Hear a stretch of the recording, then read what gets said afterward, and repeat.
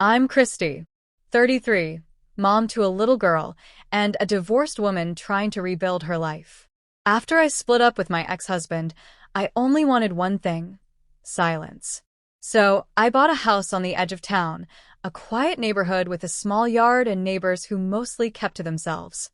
But just a few days after I moved in, someone rang the doorbell. It was a friendly woman with light brown hair, a genuine smile, and a plate of homemade cake. She said her name was Amanda, and she lived next door with her husband, Mike.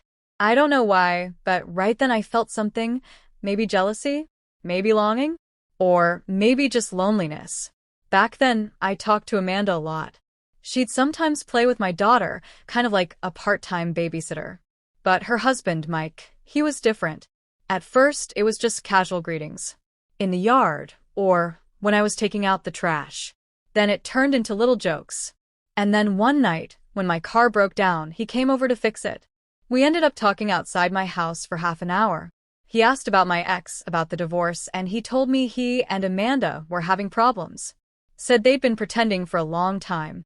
No connection, no affection. Said they'd been sleeping in separate beds for months. I listened. I believed him. Because I wanted someone to talk to. After that night, the text started. Sometimes innocent, sometimes not so much. But I couldn't pull away. Or maybe I didn't want to. One night, Amanda called and said she had a night shift. She asked me to keep an eye out in case anything happened with the kids. That night, Mike showed up at my door. Said their power had gone out. He smiled. And I opened the door. Everything happened so fast. We talked. We laughed. We sat on the couch. There was something between us I couldn't name, but it pulled me in. I noticed him staring at the red panties I was wearing, the short skirt that had ridden up so high it barely covered anything. He put his hand on my thigh, and I didn't stop him. Maybe I couldn't. Or maybe I didn't want to. I told him this was wrong, that he was married, and Amanda was my friend. But he said Amanda had pushed him away for a long time. Said he tried, over and over, to be close to her, and she kept rejecting him. While he was talking, his hand kept moving higher under my panties. And I just gave in. It had been so long since I'd been with someone, and part of me didn't want to fight it. We did it. And honestly, it was one of the best moments of my life. Maybe it just felt that way because I hadn't felt that kind of connection in a long time. We lay there in bed afterward, both naked, staring up at the ceiling fan. I was too embarrassed to look at him, but at the same time, I didn't want to get up and put my clothes back on. I thought about resting my head on his chest, maybe playing with his hair, maybe starting all over again. But then, in that heavy silence, Mike got up. He walked to the window. He froze. Just stared outside, like he saw someone.